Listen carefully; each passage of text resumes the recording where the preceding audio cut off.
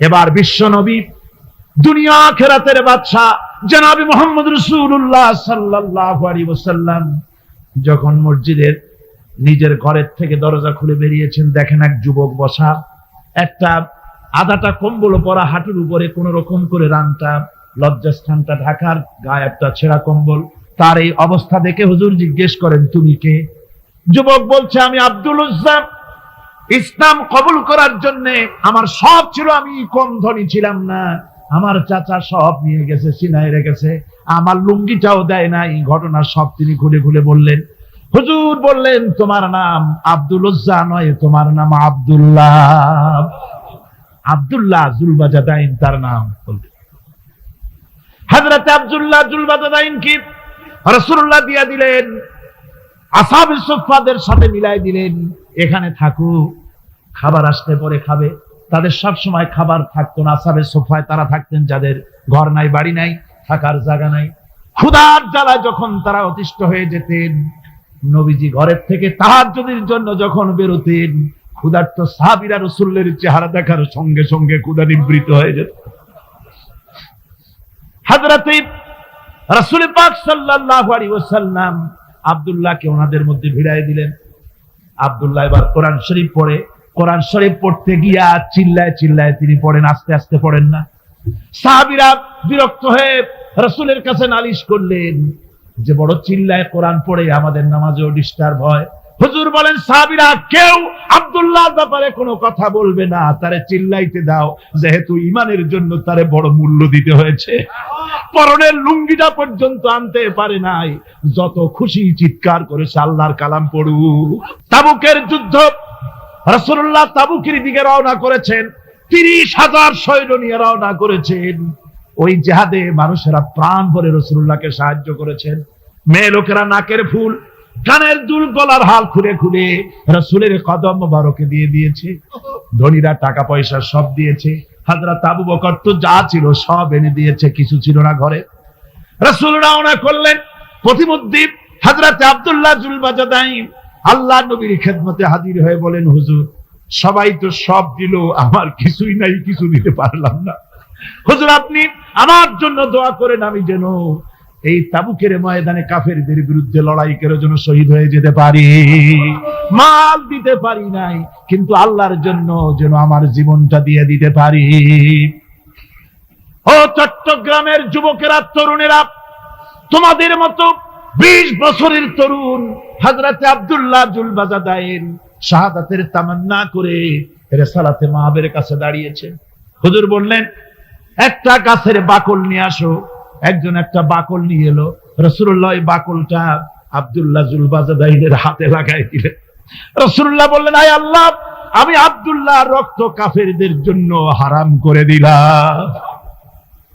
হযরত আব্দুল্লাহ বলছেন, ইয়া রাসূলুল্লাহ, আমি চাইছিলাম শহীদ হব, আর আপনি আবার রক্তটা হারাম করে দিলেন কাফেরদের জন্য। আল্লাহ নবী বলেন, আব্দুল্লাহ রে, তো চিন্তা করো না, তোমার মৃত্যু যদি জ্বরেও হয়, আল্লাহ রাব্বুল আলামিন তোমার শাহাদাতের দরজা দিয়ে দিবেন।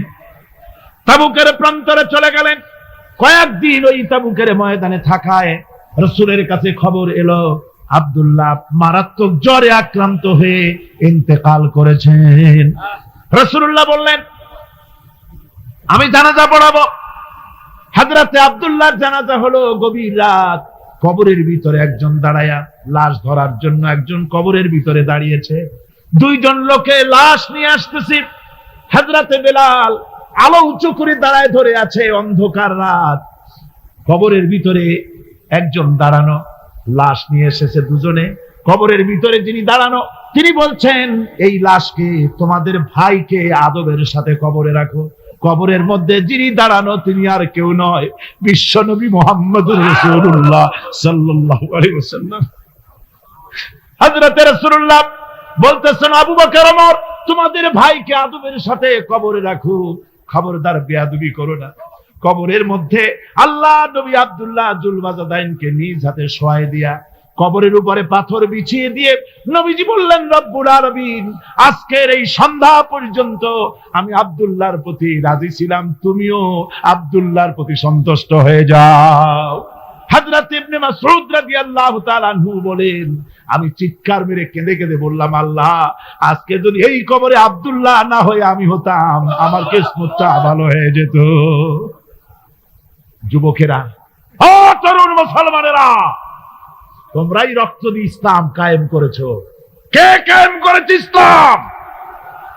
মুসলিম তরুণেরা, মুসলিম যুবকেরা, তোমাদের অবদান সব চাইতে বেশি।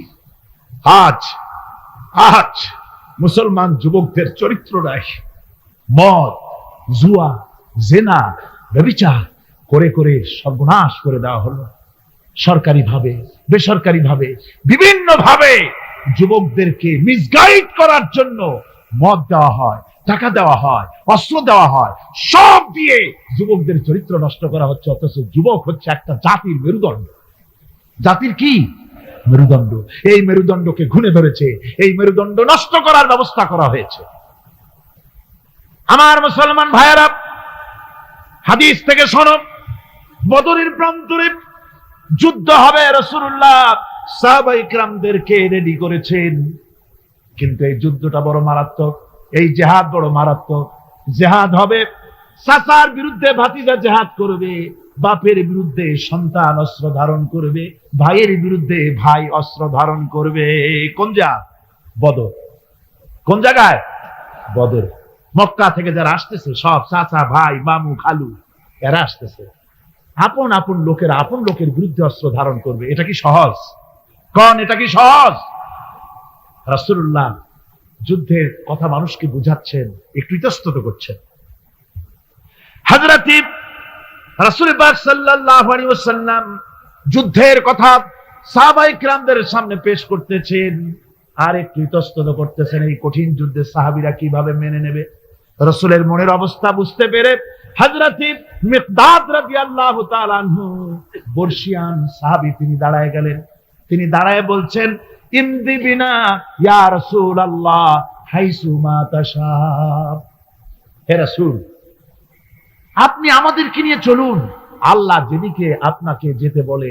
হাইসু মা তাশা আয় হাইসু মা আমারাকাল্লাহ, যেদিকে আল্লাহ আপনাকে যেতে বলেন আমাদেরকে নিয়ে আপনি সেদিকে চলেন। ইন্না লা নাকুলু লাকা কামা ক্বালা বানু ইসরাঈল লিমূসা আলাইহিস সালাম, ইযহাব আনতা ওয়া রাব্বুকা ফাকাতিলা ইন্না হাহুনা কাঈদুন। আমরা মুসা আলাইহিস সালামের উম্মতের মতো বলবো না যে, হে মুসা, তুমি আর জিবরাইল আর তোমার আল্লাহ যুদ্ধ করো, আমরা ঘরে বসে আরাম করি। এ কথা আমরা বলবো না হুজুর। বাল ইযহাব আনতা ওয়া রাব্বুকা ফাকাতিলা ইন্না মাআকুমা মুকাতিলুন। হে রাসূল, বরং আমরা বলবো আপনি যুদ্ধ করুন, আপনি আমাদের নিয়ে চলুন, আমরা লড়বো আপনার সাথে কাফেরদের বিরুদ্ধে। ততক্ষণ পর্যন্ত লড়বো মা দামাত আইনুম মিন্না তাতাররাফ। ও রাসূল, যতক্ষণ আমাদের চোখের একটা পাতাও নড়ে ততক্ষণ আপনার সাথে আমরা লড়বো। সুবহানাল্লাহ। মানে জীবন যতক্ষণ আছে আপনার সাথী হয়ে কাফেরদের বিরুদ্ধে লড়তে থাকবো। হুজুর খুব খুশি হয়ে গেল। হুজুর কি হলেন? দারুণ খুশি হয়ে গেল। আল্লাহ নবী খুশি হয়ে বললেন, ও সাহাবীরা, তোমাদের মানসিক অবস্থা যখন এই কুবু বিনা ইলা জান্নাতিন, জান্নাতুন আরদুহা কারদিস সামাওয়াতি ওয়াল আরদ। ও সাহাবীরা, তোমাদের মানসিকতা যখন এমন, তখন আমার সাথে তোমরা দাঁড়াও, আমার সাথে ওঠো, আমার সাথে চলো জান্নাতের দিকে। রাসূলুল্লাহ বলছেন, আমার সাথে চলো বেহেশতে। কোন বেহেশত? এমন বেহেশত যে বেহেশতের বিশালতা আর প্রশস্ততা ওই বিশাল আকাশ আর জমিনের চাইতেও বেশি। এই বিরাট জান্নাতের দিকে চলো আমার সাথে। ফাকামা উমাইর বিন হামাম ওয়া কানা ইয়াকুলু তামার। যুবকেরা, তোমাদের মতো তরুণ, তোমাদের মতো এক যুবক যার নাম উমাইর, তিনি দাঁড়িয়ে গেলেন, হাতে ছিল খোরমা, খোরমা খাচ্ছিল। দেখেন না, বক্তৃতা হয় মাঠে, ওয়াজ নসিহত হয়, আর যুবকেরা দাঁড়ায় দাঁড়ায় বাদাম খায়, হয় না? ওই সাহাবী ওই সময় তো বাদাম টাদাম হয়তো পায় নাই, খোরমা খাচ্ছে, খোরমা চাবাচ্ছে, বিচি ফালাই দিতেছে, আর এইভাবে খাচ্ছে আর হুজুরের কথা শুনছে। হুজুরের কথা শুনে উমাইর বলছে, এটা একটি আঞ্চলিক শব্দ, এর অর্থ হচ্ছে আয়মা আযমাহু ওয়া মা আহসানাহু। হে রাসূল, আপনি কত সুন্দর কথা বললেন, আপনি কি বিশাল কথা বলেছেন, কত বড় কথা বলেছেন, জিহাদ করলে জান দিলে এমন বেহেশত পাবো, জান্নাতুন আরদুহা কারদিস সামাওয়াতি ওয়াল আরদ, যে বেহেশতটা হবে ওই বিশাল আকাশের চাইতেও বিস্তীর্ণ, এমন বেহেশত পাবো। ওয়াল্লাহি লাউ কুনতু হাইয়ান হাত্তা আকুলাহুন্না ইন্নাহা লাহায়াতুন তাওয়িলা। আল্লাহর কসম, আমি যদি হাতের সবগুলি খরমা খেতে যাই তাহলে তো অনেক সময় লাগবে, বেহেশতে যেতে দেরি হয়ে যাবে, অনেক দেরি হয়ে যাবে বেহেশতে যেতে। ফারামা বিহিন্না, হাতের সবগুলি খরমা তিনি ফেলে দিলেন। ও যুবকেরা, হযরত ওমর তোমার মতো যুবক খরমা খাওয়া সহ্য করলেন না আল্লাহর জান্নাতে যাওয়ার লোভে। জান্নাতে যেতে দেরি হয়ে যাবে, আল্লাহর সঙ্গে দিদার করতে দেরি হয়ে যাবে, এই মনে করে হাতের খরমাগুলি ফালায় দিলেন, জিহাদের ময়দানে ঝাঁপায়ে পড়লেন। হাদিস শরীফে এসেছে, উমাইর জিহাদ করে বেশ কিছু কাফেরদেরকে নিহত করে নিজেও শহীদ হয়ে গেলেন। রাসূলুল্লাহ বদরের শাহাদাতের জানাজা করার সময় একজন সাহাবী বলে দিলেন, হুজুর এই সেই উমাইর, আপনি যখন বেহেশতের কথা বলছিলেন, খরমাগুলি খাওয়ার তর সহ্য হয় নাই বেহেশতে যাওয়ার জন্য, এই সেই উমাইর। আল্লাহর নবী উমাইরের কাছে দাঁড়ায় আঙ্গুল দিয়ে তার শরীরের দিকে দেখায় বললেন, ইন্নাকা মিন আহলিহা।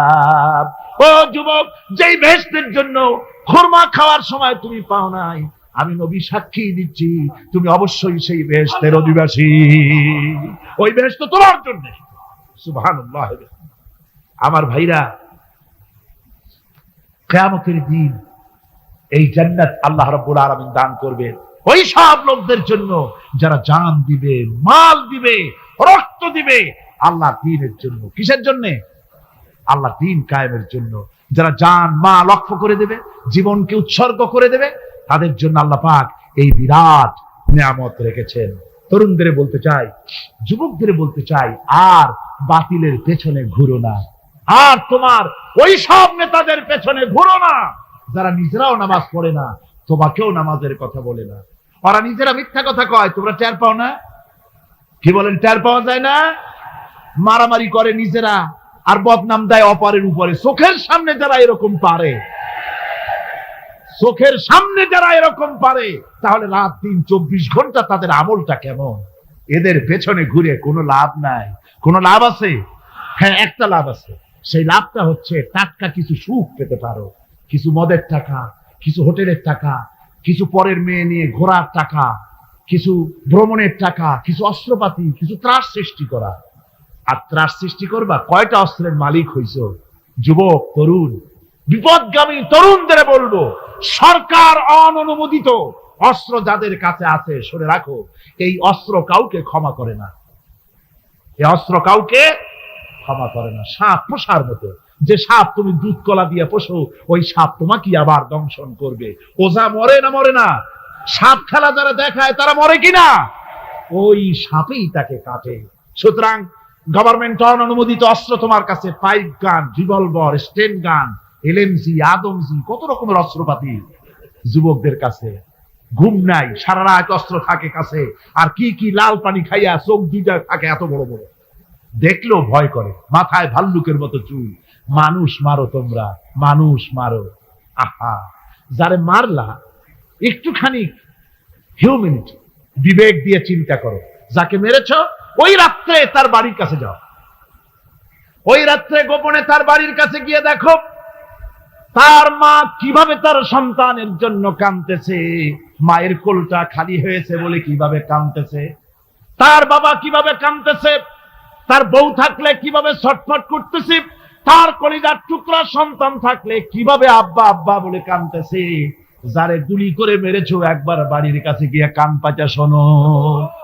মনে রাখো যুবক, সন্ত্রাসীরা, শুনে রাখো, অস্ত্র দিয়া মানুষকে যারা মেরেছো, আল্লাহর কসম করে বলি, যেভাবে মেরেছো ওইভাবে তোমাকেও নিহত হতে হবে, কোনো সন্দেহ নাই। বাড়িতে গিয়ে ডায়েরিতে লিখে রাখো আমার কথা। থামুন, বাড়িতে গিয়ে ডায়েরিতে লিখে রাখুন, ডায়েরিতে লিখে রাখো, যদি তুমি কাউকে হত্যা করে তার বউকে যদি বিধবা বানায় থাকো, তোমার বউ বিধবা হবেই, কোনো সন্দেহ নাই। তুমি যদি কারো ছেলেকে এতিম বানায় থাকো, তোমার ছেলেকে আল্লাহ এতিম বানায় রাস্তায় ভিক্ষা করায় ছাড়বেন। তুমি যদি কারো বাপকে মাকে কাঁদায় থাকো, আল্লাহ রাব্বুল আলামিন তোমার মা বাপকে কাঁদাবেন। তুমি যদি বেয়নটের খোঁচা দিয়া, ড্যাগারের খোঁচা দিয়া একটা মানুষকে যদি বুক ফেড়ে থাকো, তোমার বুকটা ঝাঁঝরা করে দেওয়ার মতো অস্ত্র আল্লাহ তৈরি করে রেখেছে। বিশ্বাস করো, বিশ্বাস করো। অননুমোদিত অস্ত্র থানায় জমা দিয়ে দাও, মসজিদে ঢোকো, নামাজ পড়ো, চরিত্রবান হয়ে যাও। তোমাদের প্রতি আমার উদাত্ত দাওয়াত, আমার বুক ভরা দরদ। তোমাদের বিরুদ্ধে আমাদের কোনো বিদ্বেষ নাই, হিংসা নাই, আছে কলিজা বড় দরদ। দেখতে পাচ্ছি জাহান্নামের দিকে যাচ্ছ। এ পথটা কোন দিকের পথ? যারা বলেন কোথার পথ? ওই নেতাদের পিছনে আর চলো না, তওবা করো। ওই নেতাদের পিছনে আর যাবে না যারা তোমাদেরকে টাকা দেয় আর অস্ত্র দেয়, যারা তোমাদেরকে মদ দেয় আর নারী দেয়, ওদের পিছনে আর চলবে না। ওয়াদা করো। যুবকরা কি পারবে ওয়াদা করতে? ওই সব নেতাদের পিছনে জীবনে আর যাবে না। ওয়াদা করতে পারো? হাত উঁচু করে দেখাও যুবকেরা।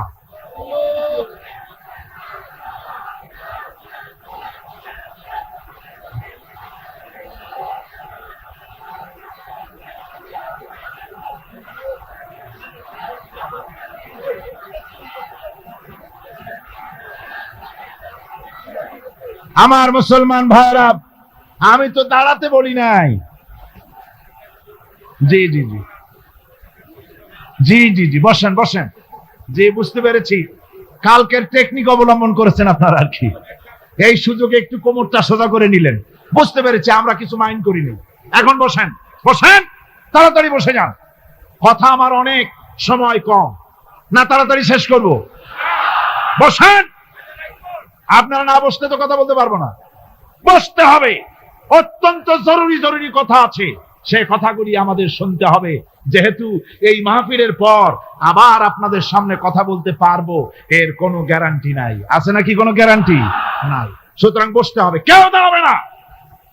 জোরে সোরে জিকির করেন, লা ইলাহা ইল্লাল্লাহ, লা ইলাহা। আমার ভাইরা, আজকের মাহফিলের সবচেয়ে বড় আকর্ষণ আখেরি মোনাজাত, ঠিক না? কোরআনে কারীমের মাহফিলের মোনাজাত অবশ্যই কবুল হবে ইনশাআল্লাহ। এত মানুষের দোয়া আল্লাহ ফিরাতে পারেন না। তার নাম রহমান, তার নাম রহিম, তার নাম গফুর, তার নাম গাফফার। বান্দার দোয়া কবুল করাই তো তার কাজ। সুতরাং নড়াচড়া আদৌ করবেন না, যার যার জায়গায় বসে থাকুন। না বসলে আপনারা যদি হাঁটেন, মাঝে মধ্যে দাঁড়ান, এটা খুবই বিরক্তির উদ্রেক করবে। ভাইয়েরা, আমি সকলকে সেজন্য বলতে চাই যে আমরা আল্লাহর দ্বীন প্রতিষ্ঠার জন্য এই জিহাদের কথা যে আল্লাহ বলছেন, এই জিহাদের জন্য আমরা জান মাল সব কিছুকে উৎসর্গ করতে চাই। আল্লাহ যেন কবুল করেন। সবাই বলেন আমিন। আনন্দ, আরাম আর বিলাসিতায় আমরা আমাদের জীবনকে ভাসায় দিয়েছি, যার কারণে আমাদের জিল্লতি এসেছে। এ মুসলমানদের উরুজ, এ মুসলমানদের তারাক্কি কিভাবে আসে শুনুন বিশ্ব কবির ভাষায়। বিশ্ব কবি আল্লামা ইকবাল রহমতুল্লাহ আলাইহি বলেছেন, আ তুঝে বাতাও তকদীরে উমম ক্যা হ্যায়, আ তুঝে বাতাও তকদীরে উমম ক্যা হ্যায়, শমশের ওসনা আউয়াল তাউস ওর বাবাখির। এসো, আমি তোমাকে এই জাতির উন্নতির কথা শোনাই। এ জাতির উন্নতি তখন হয় যখন এক হাতে থাকে কোরআন আর এক হাতে থাকে তরবারি, তখন হয় জাতির উন্নতি। আর এই জাতি যখন কোরআন আর তরবারি ছেড়ে দিয়ে যখন তানপুরা, বেহালা, সারিন্দা, নারিন্দা, গিটার, ফিটা, সারেগামা, পাদানিসার পেছনে যখন লাগে, কপাল তখনই পড়ে। কপাল পড়ে কখন? তখনই পড়ে। আজ আমাদের টেলিভিশন, আমাদের রেডিও, আমাদের সংস্কৃতি সব সারেগামার সংস্কৃতি। কিসের সংস্কৃতি? আগে তো মুসলমানের ঘরে প্রত্যেক দিন সকাল বেলায় আওয়াজ আসতো মুসলমানদের ঘরে। সকাল বেলায় মুসলমানদের ঘরে ঘরে জানালার ফাঁক দিয়ে আওয়াজ আসতো, বিসমিল্লাহির রহমানির রহিম। সূরা ইয়াসিন, সূরা রহমান ইত্যাদির তেলাওয়াত ভেসে আসতো। এখন আর তেলাওয়াত ভেসে আসে না। এখন মুসলমানদের ঘরের থেকে সকালবেলায় আওয়াজ আসে সারেগামা, পাদানিসা, বাবা খালু, মামু নানা, হাবি জাবি, এই গানের ট্রেডিং গুলি, গানের শব্দগুলি চলে আসে। কোরআন শিখবার জন্য, শিখাবার জন্য ছেলের জন্য যে মৌলবি রাখে, সারা মাস পড়াবে, বেতন 300 টাকা। আর গানের মাস্টার যে গান শিখাবে, রবীন্দ্রসঙ্গীতের প্যানপ্যানানি সুর শিখাবে, নাচ শিখাবে, সপ্তাহে 2 দিন এসে 2 ঘন্টা শিখাবে, বেতন 3000 টাকা। কপাল পোড়া জাতি। কি পোড়া জাতি? জাতি তার কপাল পুড়েছে।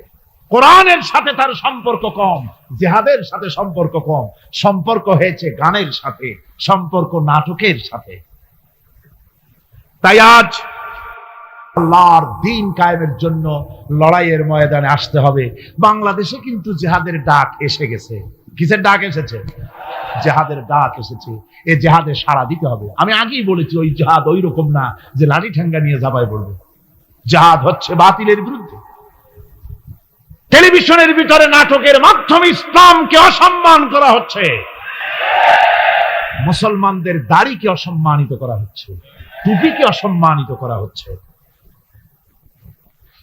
তারপরে সিনেমার ভিতরে, গানের মধ্যে ইসলামকে অপমানিত করা হচ্ছে, যার কারণে এর বিরুদ্ধে জাতি সোচ্চার না হওয়ার কারণে আস্তে আস্তে মুসলমানদের ঈমান কমে যাচ্ছে। বাতিল শক্তিশালী হচ্ছে, বাতিল শক্তিশালী হয়ে আক্রমণ করছে। আপনারা বলেন, ভারতের কি ক্ষমতা মসজিদ ভেঙে দেয়? এই পৃথিবী কি মুসলমান কম? জোরে বলেন, মুসলমান কম? তাহলে ভারতের বাবরি মসজিদ তারা ভাঙলো কি করে? সাহস পেল কোথা? সাহস পেয়েছে আমরা আমাদের ঐক্য বিনষ্ট করেছি, আমাদের ঐক্য ভেঙে ফেলেছি। আমরা একজন আর একজনকে গালি দেই, মুসলমান না বলে গালি দেওয়া হয়।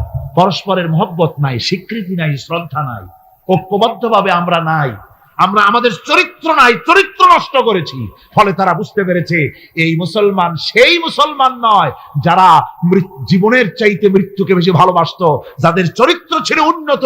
এরা সেই জাতিরা, এরা মিথ্যা কথা বলে, এরা জুয়া খেলে, এরা মদ খায়, এরা জেনা করে, এরা বদমাশি করে। এদের সেই চরিত্র নাই যেই চরিত্রের বলে আমাদের অপকর্মের মোকাবেলা করতে পারে।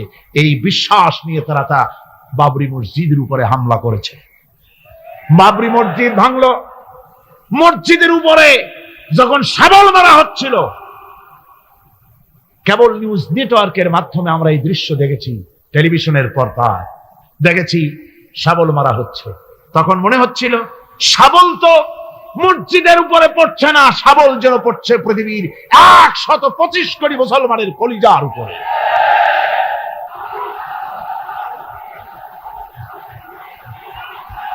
আমার মুসলমান ভাইয়েরা,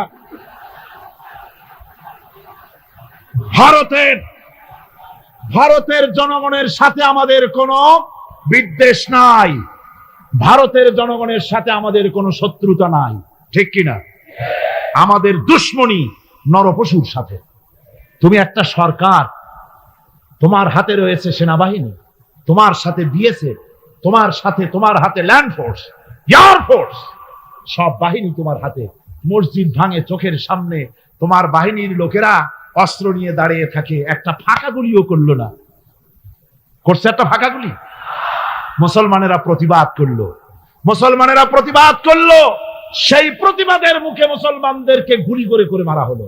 কারফিউ দিয়ে পুলিশেরা মুসলমানদের ঘরে ঢুকে মুসলমানদেরকে বের করে এনে বেয়নেট চার্জ করে শহীদ করে দিয়েছে। দিল্লি, মিরাট, থামো। দিল্লিতে, মিরাটে, কলকাতায়, বোম্বে, মাদ্রাস, গোটা ভারতে সাম্প্রদায়িক দাঙ্গা দিয়ে ডুবিয়ে ফেলেছে। মুসলমানেরা আজকে তার সেখানে এতিম অবস্থায় পড়ে আছে। একটা সরকার এই দৃশ্য দেখতে পারে?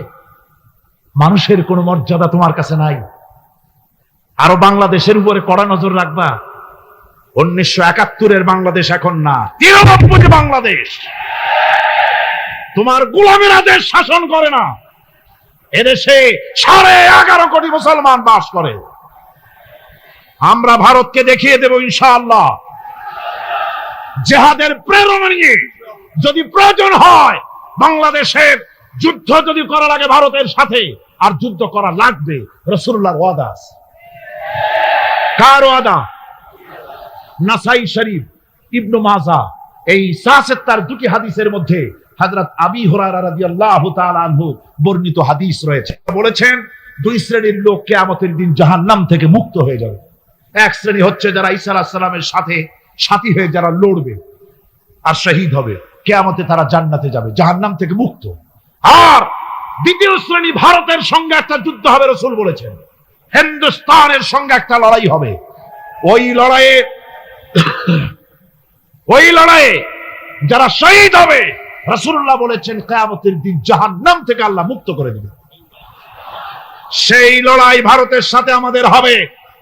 ওই লড়াই যেদিন বাঁধবে, বাংলাদেশের সেনাবাহিনী, air force, land force, police শুধু এরাই যুদ্ধ করবে না, বাংলাদেশের 12 কোটি তৌহিদি জনতা শহীদ তিতুমীরের বাস হাতে নিয়ে ভারতকে পিটিয়ে ঠান্ডা করবে ইনশাআল্লাহ।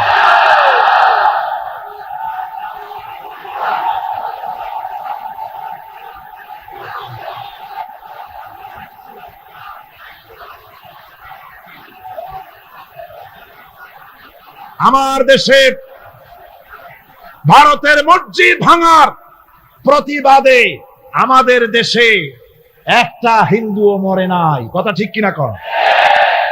কিন্তু ভারতে ভেঙেছে তারা বাবরি মসজিদ, আমার দেশের 15 জন মুসলমান পুলিশের গুলিতে নিহত হয়েছে। আমার দেশে হিন্দু মরে নাই, তোমরা আমার দেশে সেখানে আমার মুসলমান মেরেছো। হযরত আব্দুল্লাহ বিন ওমর রাদিয়াল্লাহু তাআলা আনহু বলছেন যে আমি রাসূলের সঙ্গে কাবা শরীফ তাওয়াফ করতেছিলাম। আমি বলতে শুনলাম রাসূল বলছেন, হে কাবা, তোমার কত মর্যাদা, তোমার কত সম্মান, তুমি কত মহান, তোমার কত ইজ্জত। তবে কাবা শুনে রেখো, আল্লাহ রাব্বুল আলামিনের একটা মুমিন বান্দার যে মর্যাদা, তোমার মর্যাদা যত হোক একটা মুমিনের চাইতে নিশ্চয়ই বেশি নয়। তোমরা মসজিদ ভেঙেছো আর আল্লাহর মুমিন বান্দাদেরকে ভেঙেছো।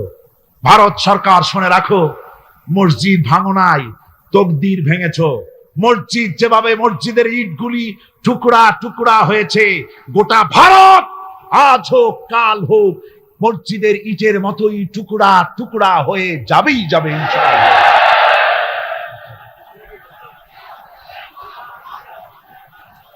তবে আমার দেশের মুসলমানদেরকে মনে রাখতে হবে, আমরা প্রতিশোধের নীতিতে বিশ্বাস করি না। ভারতের বাবরি মসজিদ ভাঙার ব্যাপারে বাংলাদেশের কোনো হিন্দু দায়ী নয়, কথা বুঝতে পেরেছেন? আমরা একজনের অপরাধের শাস্তি আর একজনকে দেই না। বাংলাদেশের কোনো হিন্দু ওই ঘটনার জন্য দায়ী নয়। আমাদের দেশে মন্দির 2-4টা ভেঙেছে, আমরা খবর নিয়েছি। এই মন্দিরগুলি মুসলমানেরা ভাঙে না, এই মন্দিরগুলি ভারতের এজেন্টদের উস্কানিতে হিন্দুরা নিজেরা ভেঙেছে, মুসলমানেরা ভাঙে না। ভারতীয় দালালেরা বাংলাদেশের সারা পৃথিবীতে সাম্প্রদায়িক সম্প্রীতির ভাব মূর্তিকে ক্ষুণ্ণ করার জন্য এই কাজ তারা করেছে।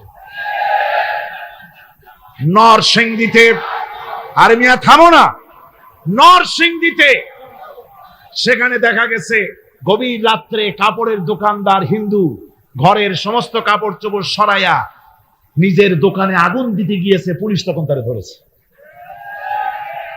ভারতের 5 গোলামেরা হিন্দুদের দিয়ে এই কাজগুলি করাইছে, কোন মুসলমান মন্দির ভাঙে নাই।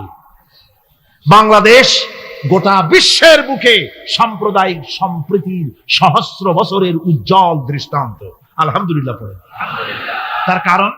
তার কারণ হচ্ছে আল্লাহর নবী বলেছেন সংখ্যালঘু মুসলিম এলাকায়, সংখ্যাগরিষ্ঠ মুসলিম এলাকায় সংখ্যালঘু অমুসলিম যারা, তারা হতেছে পবিত্র আমানত।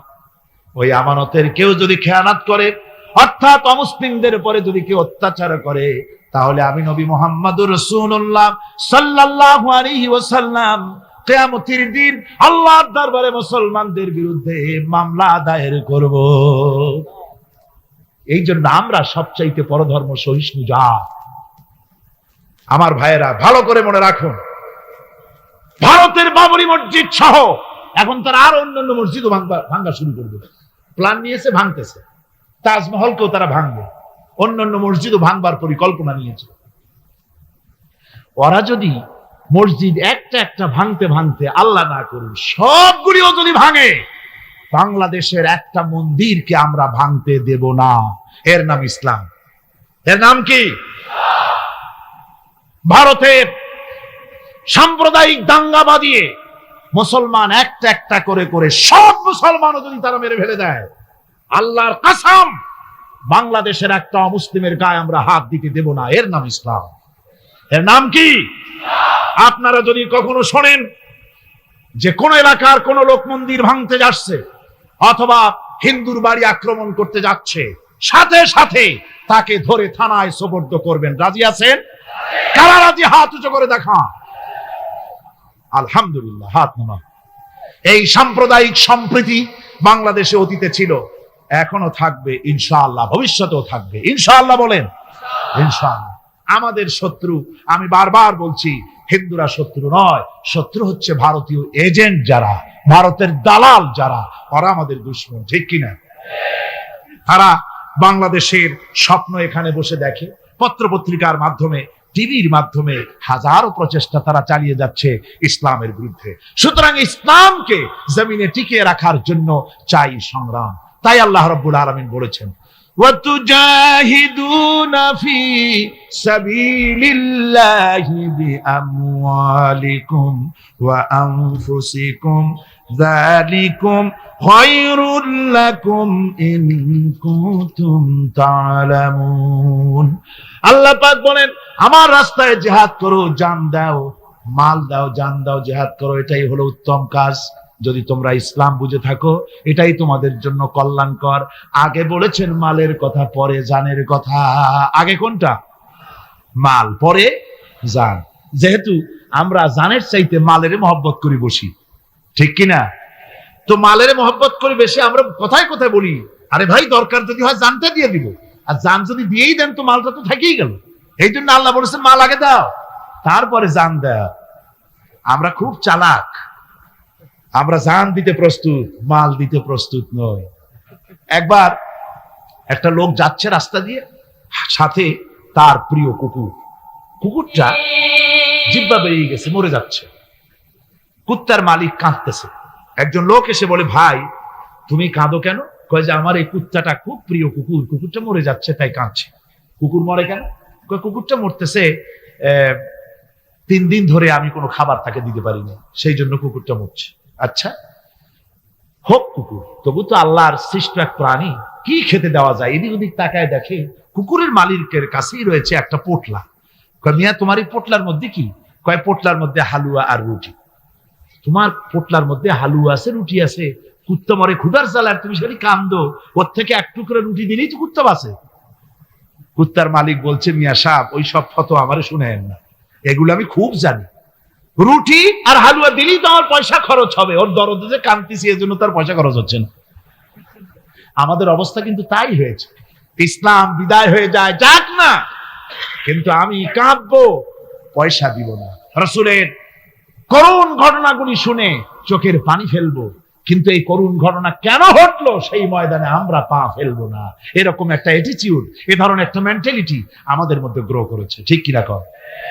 আমার ভাইয়েরা, মাল দিতে হবে, জান দিতে হবে, সবকিছুকে উৎসর্গ করে দিতে হবে আল্লাহর দ্বীন প্রতিষ্ঠার জন্য। যার পয়সা আছে, পয়সা দিয়ে কি করবেন যদি আল্লাহর দ্বীন এ জমিনে কায়েম না হয়? আল্লাহর দ্বীন কায়েম না হলে অসত্য, বদমাশি, শয়তানি, সব রকমের অন্যায় কাজ দিয়ে ভরে যাবে দেশ। ক্রমান্বয়ে অশান্তির দিকে যাবে, শান্তি আসবে কেবলমাত্র ইসলাম প্রতিষ্ঠা হলে পরে। আমাদের অবস্থা হলো যে আমরা ওই কুফাবাসীদের মতো। কাদের মতো? কুফাবাসীদের মতো। কুফাবাসীরা হযরত ইমাম হোসেনের জন্য দারুণ ভাবে কেঁদেছে, ঠিক কিনা? কুফাবাসীরা ইমাম হোসেনকে দাওয়াত দিছিল কারা? কুফাবাসীরা। অনেকগুলি চিঠি তারা লিখছে। কুফাবাসীরা ইমাম হোসাইনকে ভালোবাসতো, দাওয়াত দিয়েছে, তার জন্য কেঁদেছে, কিন্তু কুবাবাসীদের চোখের পানিটা ছিল ইমাম হুসাইনের জন্য, আর অস্ত্র, টাকা পয়সা, শক্তি সবটা ছিল এজিদের জন্য। কথা বুঝতে পেরেছ? কুবাবাসীদের মতো অবস্থায় আমাদের হয়েছে। কুবাবাসীদের হযরত ইমাম হুসাইনের জন্য তারা শুধু চোখের পানি ফেলেছে, আর টাকা পয়সা অস্ত্রপাতি যা ছিল সব ছিল তাদের এজিদের জন্য। আমাদের অবস্থাও তাই, আমরা ইসলামের জন্য শুধু চোখের পানি ফেলি, আর যখন ভোট দেই তখন ইসলাম যারা চায় না তাদেরকেই ভোট দেই। ঠিক কিনা? আমাদের টাকা, আমাদের পয়সা, আমাদের ইলেকশন, আমাদের হরতাল, আমাদের ধর্মঘট সবকিছু হচ্ছে ইসলাম যায় না, যারা চায় না তাদের জন্য। আর ইসলামের যখন কথা বলি, ইসলামের কথা শুনলে শুধু চোখের পানিটাই ছাড়ি, মহব্বত চোখের পানি দিয়া শেষ করে দিই, আর কিছুই করি না। আমি একবার এইখানে এই শহরে অনেক বছর আগে একটা জানাজায় শরীক হয়েছিল। কোন মাঠে আমার এখন তার মনে নেই। জানাজার পরে যিনি জানাজা পড়ালেন তিনি বললেন, ওই লাশকে সামনে রেখে বললেন, কেন আসিল? তখন আমি নতুন নতুন চিটাগাং আসছি, আমি ভাষা ভালো করে বুঝিও না। একজন বললো কেন আসিল? সবাই কইলো গম আসিল। তাই বললাম যে গম আসিল, মরা মানুষের সাথে গম, আমি আটা গম তাই মনে করেছি যে এটার কি সম্পর্ক। আমি ইমাম সাহেবকে জিজ্ঞেস করলাম যে আপনি বললেন কি, আর জনগণই বা বললো কি? যে আমি জিজ্ঞেস করলাম যে লোকটা কেমন ছিল, তো সবাই বললো ভালো ছিল। তা বললো তো ফায়দা কি? ফায়দা এই যে সবাই বললো ভালো, আল্লাহ তারে মাফ করে দিয়া ভালো বলে বেহেশতে পাঠায় দিল। বলে আশ্চর্য কথা, আল্লাহ কি এইরকম নাকি যে একটা সুদখোর, ঘুষখোর, জেনাকার, এ লোক ভালো না খারাপ আমি তা বলতে চাই না, কিন্তু একটা লোক সে কন্ট্রাক্টর ছিল, কন্ট্রাক্টরি করতে গিয়ে রাস্তাঘাট, স্কুল কলেজের রড সিমেন্ট জনমের মতো খাইছে। কথা বুঝতে পেরেছেন? সরকারি গিয়ে, ক্ষমতায় গিয়ে গভর্নমেন্টের টাকা পয়সা জনমের মতো শেষ করে ফেলেছে। এই লোকটি সুদখোর, ঘুষখোর, জেনাকার মরে গেছে, আর আসে আপনি কইলেন যে কেন আসিল? সকল লোক গম আসিল, আর আল্লাহ বেহেশতে দিয়ে দেবে। তাহলে আল্লাহ হাকামুল হাকিমিন হইলেন কি করে? এটা কি বিচার হইল নাকি? কি করে সম্ভব? আমার বন্ধুগণ, আমরা যখন মরে যাই, মরার পরে আমাদেরকে কবরের মধ্যে রাখা হয়। কবরের ভিতরে রেখে আমাদেরকে বলা হয়, যারা কবরে রাখে তারা বলে, মৃত্যু ব্যক্তিকে কবরে রাখার সময় বলে, বিসমিল্লাহি আলা মিল্লাতি রাসূলিল্লাহ, আল্লাহর নামে রাসূলের দলে উঠাই দিয়ে গেলাম। আল্লাহর নামে কার দলে উঠাইলো? রাসূলের দলে। চিন্তা করেন ভাইরা, আল্লাহর নামে রাসূলের দলে উঠাইলেন কারে? তার যৌবনকালে যত মিছিল করেছে, ধর্মনিরপেক্ষতাবাদের পক্ষে মিছিল করেছে, পুঁজিবাদের পক্ষে মিছিল করেছে, সমাজতন্ত্রের পক্ষে মিছিল করেছে, স্লোগান দিয়েছে, দেওয়ালে লিখেছে, বক্তৃতা করেছে, ভোট দিয়েছে, বই লিখেছে, জীবনে যা কিছু করেছে সব করেছে মানুষের তৈরি করা মতবাদের জন্য। তার ভোট ইসলামের কাজে লাগে নাই, তার ইলেকশন ইসলামের কাজে লাগে নাই, তার দেওয়ালের লেখা ইসলামের কাজে লাগে নাই, তার বক্তৃতা, তার টাকা পয়সা ইসলামের কাজে লাগলো না। মরে গেছে, পরে মরা মানুষটারে উঠাইয়া বললা রাসূলুল্লাহর দলে উঠাইয়া দিলাম। এখন বলো রাসূলুল্লাহ কেন তোমার মতো মরা লাশটাকে তিনি গ্রহণ করতে যাবে? তোমার জীবনের কোন কাজই তো ইসলামের জন্য কাজে লাগলো না। তোমার জীবনের একটা দিকও তো ইসলামের কাজে লাগে নাই। মরছো, তারপরে তোমার মরা লাশ রাসূলুল্লাহ বহন করতে যাবেন কেন? কি দায় টাকা পড়েছে তা? সুতরাং আমি বলতে চাই, আজকের মাহফিলে যত জনতা উপস্থিত হয়েছেন, জান এবং মাল সবকিছু দিয়ে লড়াই করতে হবে আল্লাহর রাস্তায়। আমার ভোট, আমার ইলেকশন, আমার স্লোগান, আমার বক্তৃতা, আমার টাকা করি খরচ সবকিছু হবে আল্লাহর জন্য। কুল ইন্না সালাতি ওয়া নুসুকি ওয়া মাহইয়ায়া ওয়া মামাতি লিল্লাহি রাব্বিল আলামিন। সবাই পড়েন, ইন্না সালাতি ওয়া নুসুকি ওয়া মাহইয়ায়া ওয়া মামাতি লিল্লাহি রাব্বিল আলামিন।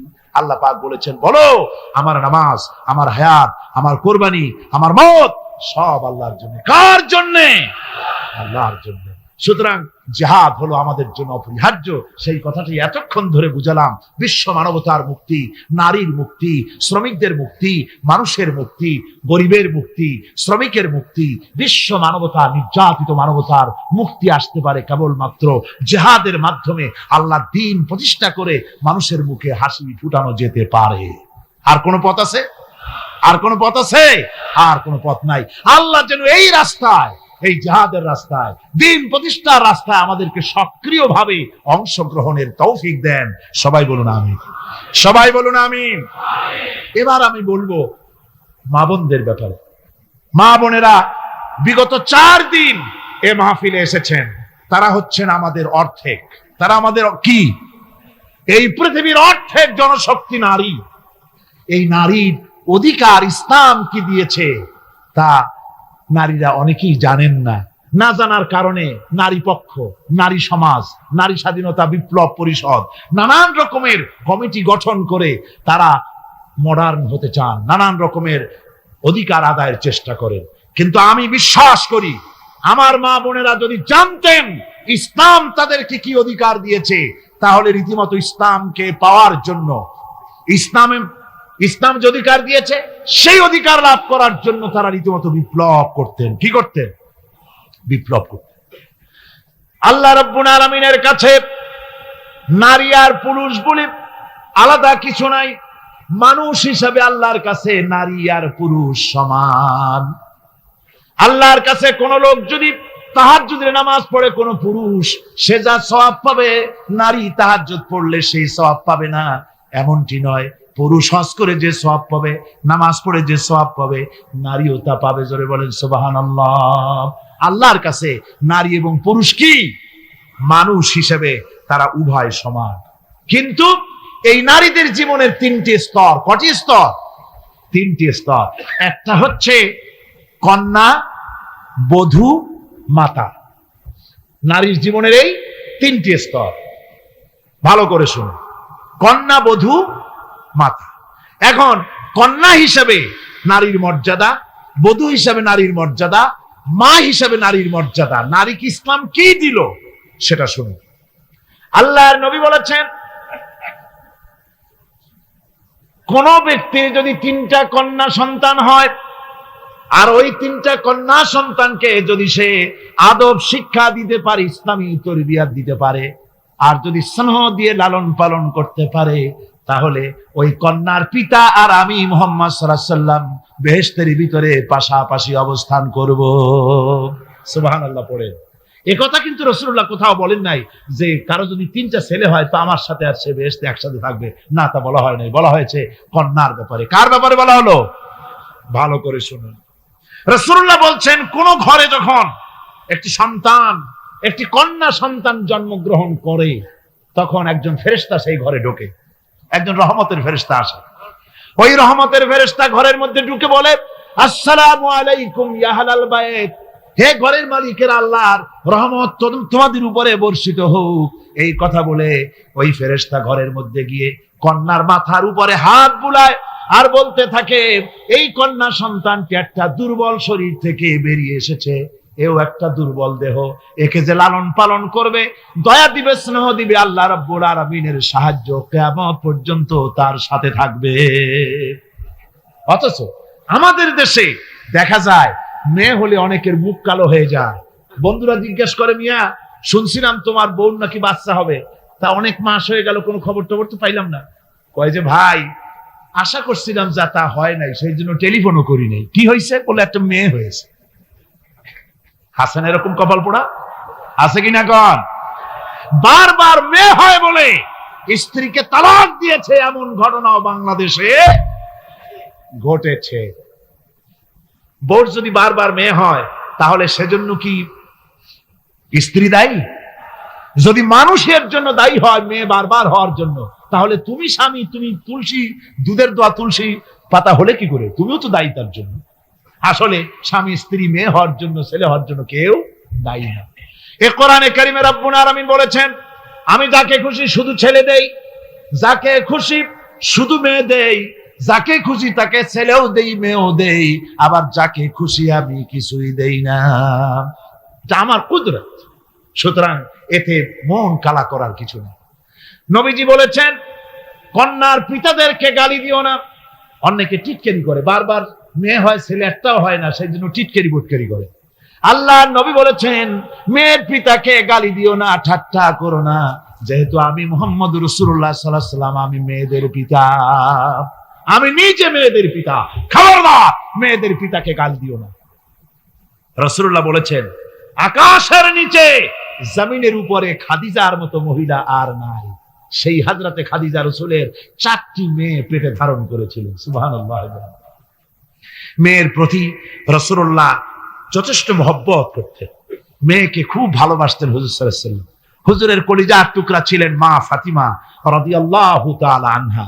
হুজুর যখন কোথাও যেতেন সকলের শেষে দেখা করতেন ফাতেমার সঙ্গে, আর বিদেশ থেকে সফর করে এসে সকলের আগে দেখা করতেন ফাতেমার সঙ্গে। সুবহানাল্লাহ। রাসূলুল্লাহ আরো বলেছেন তোমরা যখন বাজারে যাবে বা ব্যবসা করতে যাবে বা বিদেশে যাবে, আসার সময় যে সব হাদিয়া নিয়ে আসো। আমরা যখন বাইরে যাই, বাজারে যাই, কিছু হাদিয়া আনি না, জামা কাপড় চকলেট ইত্যাদি আমরা আনে থাকি। রাসূলুল্লাহ বলেছেন হাদিয়াগুলি তোমরা যারা বিদেশে যাও বাজারে যাও হাদিয়া আনবে, আর এনে ঘরের মধ্যে ঢুকে তা শুরু করবে মেয়েকে দিয়ে। প্রথমে দেবে মেয়েকে। সুবহানাল্লাহ। মেয়ের মর্যাদা ইসলামে সব চাইতে বেশি। কোন যুগে? যে যুগে মেয়ে হলে পরেই মাটির নিচে ঘেরে রাখতো, আছাড় মেরে মেরে ফেলে দিত। বেআইয়ি যামবিন কুতিলাত, কোন অপরাধে তাদেরকে হত্যা করা হলো। আল্লাহ পাক কোরআনে কারীমের মধ্যে বলেছেন তাদের অপরাধ আর কিছু না, তারা নারী, এই জন্য তাদেরকে মেরে ফেলা হতো। রাসূলুল্লাহ তাদের ইজ্জত দিলেন। সুবহানাল্লাহি বিহামদিহি। রাসূলুল্লাহ সম্মান দিলেন, ইজ্জত দিলেন তাদেরকে। কন্যা হিসাবে নারীর এই মর্যাদা। ফাতেমাকে রাসূল এত ভালোবাসতেন, ইন্তেকালের সময় হযরত ফাতেমা কাঁদতে কাঁদতে বেহুশ হয়ে যাওয়ার উপক্রম হয়ে গেছে। রাসূলুল্লাহ হযরত ফাতেমাকে ইশারা দিলেন, হযরত ফাতেমা তার কান নিয়ে রাসূলুল্লাহর মুখের কাছে লাগাই দিলেন। আল্লাহ নবী কি যেন বললেন কানে কানে, হযরত ফাতেমার কান্না বন্ধ হয়ে গেল। হযরত আয়েশা বলেন মা রাসূলুল্লাহ তোমার কানে কানে কি বললো আর তোমার কান্না বন্ধ হয়ে গেল? হযরত ফাতেমা বলেন ইয়া আম্মা জান, আমার আব্বা আমার কানে কানে বলল মা ফাতেমা তুই কাঁদিস না, তোর কান্না আমার বরদাস্ত হয় না, তোমাকে কাঁদতে হবে না। আমি তোমাকে সুসংবাদ দিয়ে যেতেছি, আমি মরে যাওয়ার পর সর্বপ্রথম তোমার সাথে আমার দেখা হবে। রাসূলুল্লাহর এই ভবিষ্যৎবাণী হযরত ফাতেমা বুঝতে পেরেছেন যে হুজুরের ইন্তেকালের পরে আমার বেশি দেরি হবে না, আমিও তাড়াতাড়ি হুজুরের সাথে শামিল হতে পারবো। হুজুরের ইন্তেকালের 6 মাস পরেই হযরত ফাতেমা রাদিয়াল্লাহু তাআলা আনহা ইন্তেকাল করেছিলেন। কন্যা হিসেবে নারীর মর্যাদা ইসলাম অনেক অনেক গুণে বাড়িয়ে দিয়েছে। এই কন্যা শিশু, কৈশোর, যৌবন পেরিয়ে যখন যৌবনে তার বিয়ে হয়ে যায়, আল্লাহ রাব্বুল আলামিন তখন বলেন ওয়া মিন আয়াতিহি আন খালাকা লাকুম মিন আনফুসিকুম আজওয়াজান লিতাসকুনু ইলাইহা ওয়া জাআলা বাইনাকুম মাওয়াদ্দাতান ওয়া রাহমা। আল্লাহ পাক বলেন আমার নিদর্শনের ভিতরে এটিও একটি নিদর্শন যে আমি তোমাদের থেকে তোমাদের জোড়া তৈরি করেছি, তোমাদের স্ত্রীদেরকে তৈরি করেছি, তোমাদের সাথে তোমাদের স্ত্রীর ভালোবাসা সৃষ্টি করেছি, মহব্বত সৃষ্টি করেছি। এই মহব্বত আমি আল্লাহ তৈরি করেছি। আর যখন বুড়ো হয়ে যায় মানুষ, স্বামী স্ত্রী যখন বুড়ার বুড়ি হয় তখন আর ভালোবাসা থাকে না, তখন ওই ভালোবাসা সহৃদয়তার করুণায় আমি আল্লাহ পরিণত করে দেই। বুড়ার জন্য তখন বুড়ি ছাড়া আর উপায় নাই, বুড়িরও আর বুড়া ছাড়া উপায় নাই। তখন ভালোবাসা কোনো বিশেষ কোনো অক্ষণীয় ভালোবাসা নয়, তখন একের উপরে অন্য একদম নির্ভরশীল হয়ে পড়ে। আল্লাহ পাক বলেন এই অবস্থা আমি আল্লাহ সৃষ্টি করে দেই। সুবহানাল্লাহ বিহামদিহি। আল্লাহ পাক বলছেন নারীদের উপরে, নারীদের সাথে, স্ত্রীদের সাথে ভালো ব্যবহার করো, ভালো ব্যবহার করো। তার কোনো ব্যাপারে যদি মনটা তোমার কখনো খারাপ হয়, কোরআন শরীফের মধ্যে আল্লাহ পাক বলে দিয়েছেন পরিষ্কার করে যে কখনো তার সাথে খারাপ ব্যবহার করো না। যদি কখনো মন খারাপ হয় তাহলে চূড়ান্ত কোনো সিদ্ধান্ত নিতে যেও না, বরং তোমার জীবনে ওই স্ত্রীর অনেক অবদান আছে, সেসব কথা মনে করে এই সামান্য কিছু ভুলে যাও। আল্লাহ চান স্বামী স্ত্রীর মহব্বত টিকে থাকুক। আল্লাহ পাকের কাছে তালাক হচ্ছে ঘৃণিত জিনিস। সবচাইতে ঘৃণিত হালাল হচ্ছে দুইটা, একটা হচ্ছে ভিক্ষাবৃত্তি আর একটা হচ্ছে তালাক। আল্লাহ পাক নারীকে বলেছেন, নারী আর পুরুষকে বলেছেন যে তোমরা হচ্ছে হুন্না লিবাসুন লাকুম ওয়া আনতুম লিবাসুন লাহুন্না, তোমরা পরস্পর পরস্পরের জন্য পোশাক পরিচ্ছদের মতো অঙ্গাঅঙ্গি ভাবে একের উপরে অপরের পরিপূর্ণ অধিকার তোমাদের রয়েছে। এই অধিকারের ভিত্তিতে, ভালোবাসার ভিত্তিতে জীবন গড়ার জন্য আল্লাহ পাক বলেছেন। তারপরে তার অর্থনৈতিক অধিকার তাকে দিয়েছে। আল্লাহ পাক মহারানাকে ফরজ করে দিয়েছেন। মহারানা কি করেছেন? ফরজ করে দিয়েছে। মহারানা ফরজ। এই ফরজকে একটা ট্র্যাডিশন হিসেবে গ্রহণ করা হয়। বড় লোকেরা শোনায়, মেয়ের বিয়ে কত, বিয়েতে মহারানা কত হয়েছে, বলে যে 11,07,373 টাকা 75 পয়সা। আদায় করে না মোটেও, বিরাট একটা অঙ্ক শোনায় দিল মানুষদেরকে। আমার ভাইয়েরা জেনে রাখুন, মহারানা তো বাঁধতে হবে ফরজ, মহারানা আদায় করতে হবে। এই মহারানার টাকা যদি আদায় করা না হয়, স্ত্রী যদি স্বেচ্ছায় স্বামীকে মহারানা মাফ করে না দেয়, তাহলে কিয়ামতের দিন আল্লাহর দরবারে ওই স্বামীকে জিনাকারীর কাতারে দাঁড়াতে হবে। জোরে বলেন নাউজুবিল্লাহ। মহারানার টাকা আপনি দিয়ে দিবেন তাকে। ওই মহারানার টাকা দিয়ে স্ত্রী যদি লক্ষ কোটি কোটি টাকার মালিক হয় ব্যবসা করে, তারপরেও স্ত্রীর সুখ শান্তি, রোগ শোক, খাওয়া পড়া সবকিছুর দায় দায়িত্ব কার? স্বামীর। সুবহানাল্লাহ পড়ে। নারীর অধিকার কত বেশি ইসলাম দিয়েছে। একটা মহিলা নির্বাচিত কলাম একটা বই লিখেছে, আমি ওই মহিলার নাম নিতে চাই না, আমার ঘৃণা করে। এই মহিলা লিখেছে যে রাসূলুল্লাহ বলেছেন পৃথিবীর সমস্ত জিনিস হচ্ছে ভোগের সামগ্রী, তার মধ্যে শ্রেষ্ঠ ভোগের সামগ্রী হচ্ছে নারী। নাউযুবিল্লাহি মিন যালিক। এমন কথা রাসূল বলেন না। রাসূল বলেছেন আদ-দুনিয়া কুল্লুহা মাতাউন ওয়া খায়রুল মাতাউদ দুনিয়া ইমরাতুস সালিহা। হুজুর বলেছেন পৃথিবীর সবকিছুই সম্পদ, এই সম্পদের মধ্যে শ্রেষ্ঠ সম্পদ হচ্ছে ন্যায়পরায়ণা নারী, সচ্চরিত্রা নারী, শ্রেষ্ঠ সম্পদ, নিয়ামত। আর সেইটারে বানাইছে ভোগের সামগ্রী। আয়াত হাদিস তার ইচ্ছে মতো ব্যাখ্যা করেছে। সে লিখেছে যে এতদিন পুরুষ নারীকে ধর্ষণ করেছে, নারীদের কি হলো? তোমরাও পুরুষ ধর্ষণ করো। নাউজুবিল্লাহ পড়ে। এ আবার সরকারি চাকরি করে, তারপরেও মুসলমান দেশে এই শয়তানের চাকরিও থাকে। নাউজুবিল্লাহ পড়ে। আশ্চর্য কথা। আমি জানতে পেরেছি এই মহিলা অনেকগুলি স্বামী কর্তৃক পরিত্যক্তা, সেই জন্য পুরুষের উপরে তার দারুণ ঘৃণা, পুরুষের উপরে তার দারুণ ঘৃণা, ধর্মের উপরে তার দারুণ ঘৃণা। সে এখন কমিউনিস্টদের একটা বাছাই করা একটা লাঠি, এটা দিয়ে কোরআন হাদিসের অপব্যাখ্যা করে করে এগুলি সে করে যাচ্ছে নির্বিঘ্নে। সরকার কোনো কথা বলছে না। সরকার যে কথা বলছে না, এর জবাব সরকারকে দিতে হবে, আল্লাহর কাছে দিতে হবে, কোনো সন্দেহ নাই। আল্লাহকে গালি দেওয়া হচ্ছে, নবীকে গালি দেওয়া হচ্ছে, রসুলকে গালি দেওয়া হচ্ছে, বেহেশতকে গালি দেওয়া হচ্ছে, অথচ সরকার একদম চুপচাপ। নাটকের মধ্যে আরবি পড়া নিষেধ করা হচ্ছে। আমি প্রথম দিন বলেছিলাম, কি জানি নাটকের নাম, বারান্দা। আচ্ছা যাই হোক, সেই নাটকের মধ্যে দেখানো হচ্ছে যে আলিফ বা তাসা পড়াচ্ছে মৌলবি একজন। হোক না, একটা হিন্দুর স্ত্রী, মুসলমান সে, কিন্তু বউ হিন্দু, সে হয়েছে নায়িকা। সে এসে বলছে এসব বন্ধ করো, ক খাবো। এই কথার জাস্টিফিকেশন হতো যদি ছেলেরা এ বি সি ডি পড়তে থাকতো, আর যদি বলা হতো সব বন্ধ কর, ক খাবো, এর একটা যৌক্তিকতা ছিল, ঠিক না? পড়তেছে আলিফ বা তাসা, সব বন্ধ কর, তার মানে কি? আলিফ বা তাসা হলো কোরআন, এর মানে কি? কোরআন। সুতরাং টেলিভিশনের মাধ্যমে কোরআনকে বন্ধ করার চেষ্টা চালাচ্ছে ভারতের গোলামেরা। সরকার চুপ করে থাকছে, সরকার নীরব। এর জবাব সরকারকে পেতে হবে, এড়াতে পারবে না। সুতরাং বলতেছিলাম, নারীর অধিকার প্রতিষ্ঠিত করেছে ইসলাম। কে করেছে? ইসলাম বলেছে মহারানার টাকা আদায় করে দাও। সেই মহারানার টাকা আদায় করা হলো না, এখন উল্টা, এখন মহারানা আদায় করে পুরুষেরা। সেটার নাম কি? যৌতুক। কন্যা পক্ষের কাছের থেকে যৌতুক নামে কৌতুক করে। ছেলে যখন ম্যাট্রিক পাস করে, তখন ছেলের পিতা এতটুকুন হা করে, যখন বিএ পাশ করে এতটা করে, যখন এমএ পাশ করে ছেলের বাবা তখন হাঙ্গরের মতো এতটা হা করে। যত টাকা খরচ হয়েছে মেয়ের বাপের কাছ থেকে কড়ায় গন্ডায় উসুল করে নেবে।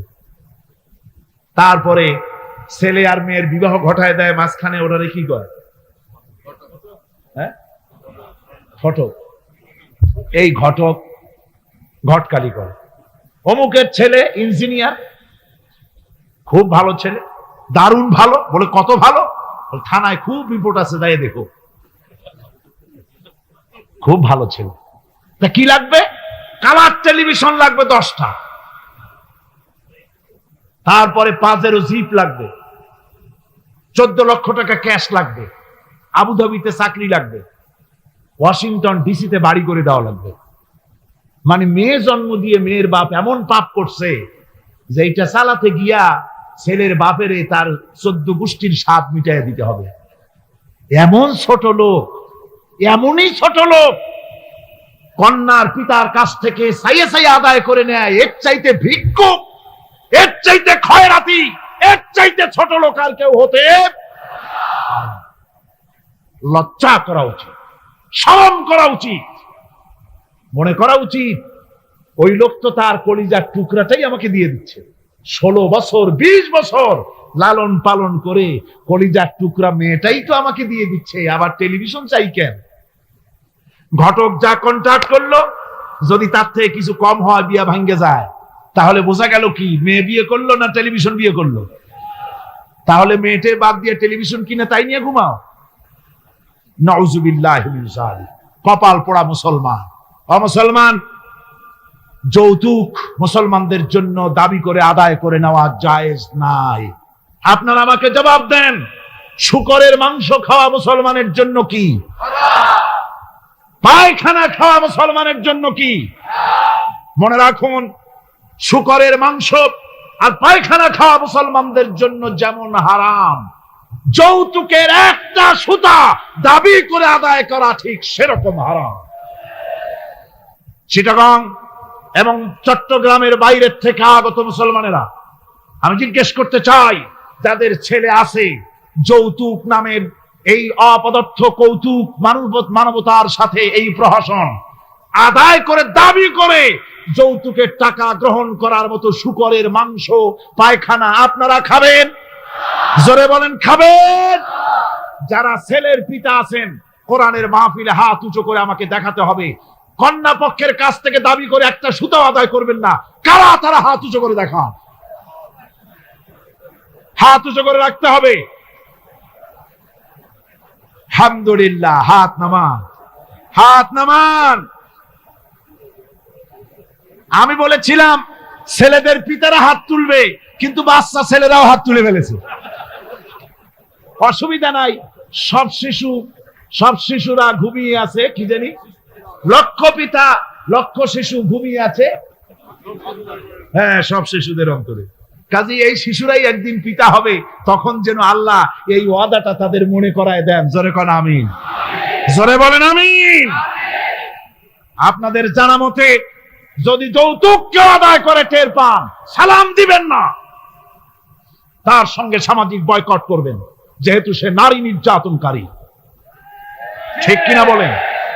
মা বোনেরা সম্মানের পাত্র, তাদেরকে বিয়ে করবেন সম্মান দিয়ে। আপনি টাকা দিয়ে বিয়ে করবেন, আপনাকে পয়সা দেওয়া হবে কেন? শ্বশুর যদি ইচ্ছে করে আপনাকে একটা কলম দেয়, শেরওয়ানি কাপড় দেয়, এই তো যথেষ্ট। আবার থালা বাটি ঘড়ি দিতে হবে, তুমি কি খয়রাতি? সম্মান থাকা উচিত, পার্সোনালিটি থাকা উচিত। শ্বশুরের টাকা দিয়ে বড়াই করবে, শ্বশুরের টাকা দিয়ে বাড়ি করবা, চাকরি করবা, লজ্জা করে না মুসলমান? নারী জাতির সম্মান আল্লাহ দিয়েছেন। কে দিয়েছেন? স্ত্রীকে রাসূলুল্লাহ কত ভালোবাসতেন। আল্লাহর নবী বলেছেন, আমার কাছে 3টা জিনিস প্রিয়, একটা হচ্ছে সুগন্ধি, একটা হচ্ছে নামাজ, আর একটা হচ্ছে স্ত্রী। সুবহানাল্লাহ। স্ত্রী আমার কাছে প্রিয়। হুজুর বলেছেন, তোমাদের মধ্যে সেই ব্যক্তি উত্তম যে ব্যক্তি তার স্ত্রীর কাছে উত্তম। আমি আমার স্ত্রীদের কাছে উত্তম ব্যক্তি। সুবহানাল্লাহ। রাসূলুল্লাহ স্ত্রীকে কত ভালোবাসতেন। বিশ্বনবী রাজনৈতিক কর্মকাণ্ড চালাচ্ছেন, যুদ্ধের দামামা বাজতেছে, চতুর্দিকে কত অশান্তি, সবকিছু চলছে, স্ত্রীর হক আদায় করতে ভুলে যাননি। রাতের বেলায় হযরত আয়েশার বয়স কম, তাকে নিয়ে রাসূলুল্লাহ একটু সুযোগ পেয়েছেন, বলছেন আয়েশা সব তো ঘুমিয়ে, চলো আমরা একটু দৌড়াই। ওই যে দূরে একটা জিনিস দেখা যায়, দৌড় দাও দেখি কে আগে যায়। দুজনে দৌড় প্রতিযোগিতা করলেন। দৌড় প্রতিযোগিতায় হযরত আয়েশা ফার্স্ট হলেন, হুজুর পিছনে পড়ে গেলেন। হযরত আয়েশা খুব আনন্দ করলেন যে আপনি কিন্তু আমার সাথে দৌড়ে পারলেন। পরবর্তী কিছু কাল যাওয়ার পর হযরত আয়েশা বলেন, হুজুর আজকে আবার বললেন যে চলো আয়েশা একটু দৌড়াই। হযরত আয়েশা বলছেন যে সেদিনের তুলনায় আমার শরীর একটু, আমি মুটিয়ে গেছি, শরীরটি স্থূল হয়েছে। আমি আজকে দৌড়ালাম কিন্তু পারলাম না, রাসূল আগে চলে গেলেন। আমি হাঁপাতে হাঁপাতে যখন হুজুরের কাছে চলে গেছি, হুজুর তখন মুস্কি হেসে আমাকে বললেন, আয়েশা ওই সেই দিনের জবাব আজকে দিয়া দিলাম। সুবহানাল্লাহি বিহামদিহি, সুবহানাল্লাহি বিহামদিহি। বিশ্ব নবী কত বড় আদর্শ বিশ্ব মানবতার জন্য। তিনি বলেছেন, আরাফাতের ময়দানে রাসূলুল্লাহ বলেছেন, তোমরা যেমন পড়বে তোমার স্ত্রীদেরকে তেমন পড়াবে, তোমরা যেমন খাবে তোমার স্ত্রীদেরকে তেমন খাওয়াবে। স্ট্যান্ডার্ড মেনটেন করবে। তুমি ভালো দামের কাপড় পরবে, স্ত্রীকে খারাপ দিবে তা নয়। অধিকার দুজনেরই সমান, স্বামী এবং স্ত্রী সমান অধিকার। কিন্তু আমরা তা বুঝতে পারি না, বুঝতে চাই না। আমরা অনেকে মনে করেছি বিয়ে যখন করছি তখন আমি তো নওয়াবজাদা নসরুল্লাহ খান, আর বউ তো কেনা দাসী। না, সে কিন্তু দাসী নয়, তার মর্যাদা আছে, তার সম্মান আছে, তার সম্মান আপনাকে দিতে হবে। রাসূলুল্লাহ দিয়েছেন, আপনাকেও দিতে হবে। রান্না বান্না হতে দেরি হয়, কত গালাগালি শুনতে হয় নারীকে। আল্লাহর নবীর স্ত্রী হযরত আয়েশা বলেছেন, আল্লাহর নবী কাজ করে, মানুষের সঙ্গে কথা বলে, রাষ্ট্রীয় দায়িত্ব পালন করে ঘরের ভিতরে এসে যখন দেখেছেন রান্না হতে দেরি আছে, রাসূলুল্লাহ বিরক্ত হন নাই, ভুরু কুঞ্চিত করেন নাই, চোখ মোটা করেন নাই, আমাকে কোনো কথা শোনান নাই, বরং আমার কাছে বসে রান্নায় আমাকে সহযোগিতা করেছে। সুবহানাল্লাহ। এই হলো আল্লাহর রাসূল, এই হলো বিশ্ব নবী। স্ত্রীর সঙ্গে কি মহব্বত! সুবহানাল্লাহ। হুজুর মহব্বত করতেন স্ত্রীদেরকে। রাসূলুল্লাহর ঘরে দৌলত ছিল না, কিন্তু মহব্বত দিয়ে ভরা ছিল ঘরটা। হুজুরের ঘরে ফ্রিজ নাই, এসি নাই, হুজুরের ঘরে কার্পেট নাই, হুজুরের ঘরের মধ্যে জাজির নাই, তোশক নাই, বড় বড় কম্বল নাই, আরামের কোন জিনিস নাই, মডার্ন ইকুইপমেন্টস কিচ্ছু নাই, দৌলত নাই, কিন্তু মহব্বত দিয়ে ঘরটা ভরা। হযরত আয়েশা বলেছেন, আমি পানি পান করে, যখন আমি পানি পান করে গ্লাস রেখে দিতাম, আল্লাহর নবী তখন গ্লাসের সেই জায়গায় ঠোঁট লাগাতেন যেখানে আমি ঠোঁট লাগাইয়া পানি পান করেছি। আমি গোশত চিবোতাম, রাসূলুল্লাহ আমার হাত থেকে গোশত টুকরা নিয়া সেই জায়গায় চিবোতেন যেখানে আমি চিবুয়েছি। সুবহানাল্লাহ। আমার ভাইরা, রাসূল তার স্ত্রীদেরকে মহব্বত করতেন, স্ত্রীরাও রাসূলকে মহব্বত করতেন দারুণ ভাবে। একবার হযরত আয়েশা সিদ্দিকা রাদিয়াল্লাহু তাআলা আনহা হুজুরকে গোসল করাতে ছিলেন, মাথার উপরে পানি ঢালতেছেন, হুজুর একটা চৌকির উপরে বা একটা তক্তার উপরে বসে আছেন। গোসলের পানির ভিতরে রাসূলুল্লাহ দেখতে পেলেন রক্তের মতো কি যেন প্রবাহিত হয়ে যাচ্ছে। হুজুর জিজ্ঞেস করেন, আয়েশা রে, পানির ভিতরে রক্তের মতো কি দেখা যায়? হযরত আয়েশা বলেন, হুজুর আপনি যখন বসেছিলেন অসতর্ক মুহূর্তে তক্তার নিচে আমার একটা আঙ্গুল পড়েছিল, পায়ের আঙ্গুলটা ফেটে বোধহয় রক্ত বেরোতেছে। রাসূলুল্লাহ তাড়াতাড়ি করে উঠলেন আর ওই আঙ্গুলকে ব্যান্ডেজ করে দিলেন। রাসূলুল্লাহ বললেন, আয়েশা রে, আঙ্গুল ফেটে গেছে, একটু আহাহু পর্যন্ত করলে না, এতক্ষণ তুমি কষ্ট করলে কেন? হযরত আয়েশা বলেন, ইয়া রাসূলুল্লাহ, ওটা তো একটা পায়ের আঙ্গুল। আয়েশার কলিজাটা ফেটে যদি রক্ত বেরোতো, রাসূলুল্লাহকে উঠতে বলতে আমি পারতাম না। কি মহব্বত রাসূলের সাথে! হযরত আয়েশা বলেন, হুজুর সাল্লাল্লাহু আলাইহি ওয়াসাল্লাম স্ত্রীদেরকে এত ভালোবাসতেন। আমাদের ঘরে গোশত টোস্ত তেমন রান্না বান্না খুব কম হতো। গোশত রান্না হবে কি, মাসের পর মাস চলে গেছে রাসূলের বাড়িতে, হুজুর স্ত্রীরা বলেছেন আমাদের ঘরে চুলে আগুন জ্বলে নাই, একটু শুকনা রুটি, একটু শুকনা খেজুর আর একটু পানি খেয়ে আমাদের জীবন চলেছে। এরকমের অবস্থা হয়েছে। তারপরে এই অবস্থা চলেছে, এর মধ্যে যদি কখনো একটু গোশত আসছে, হুজুর যখন ছাগল ইত্যাদি ছাগল দুম্বা জবাহ করেছেন, এই দুম্বার গোশত নিয়ে ছাগলের গোশত নিয়ে রাসূলুল্লাহ নিজে বেরোতেন। হযরত খাদিজার বান্ধবী কোথায় আছে খুঁজে ওই বান্ধবীর কাছে গোশত পৌঁছে দিয়ে আসতে।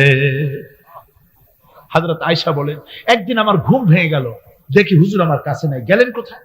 খুঁজতে খুঁজতে যায় দেখি মসজিদে নববীর ভিতরে হুজুর হাত তুলে বসে আছেন, মোনাজাত করতেছেন। আমি পেছনে গিয়ে হাত তুললাম, আমি শুনতে পাচ্ছি নবীজি দোয়া করছেন রব্বুল আলামিন কিয়ামতের ময়দানে যেদিন সন্তান তার পিতাকে ভুলে যাবে, মা তার সন্তানকে হারায় ফেলবে, ওই কঠিন হাসরের ময়দানে আমি যেন আমার খাদিজাকে হারাইয়া না যাই। মুনাজাতের শেষে হযরত আয়েশা বলেন, ইয়া রাসূলুল্লাহ, খাদিজার কথা আপনার এত কেন বারবার মনে পড়ে?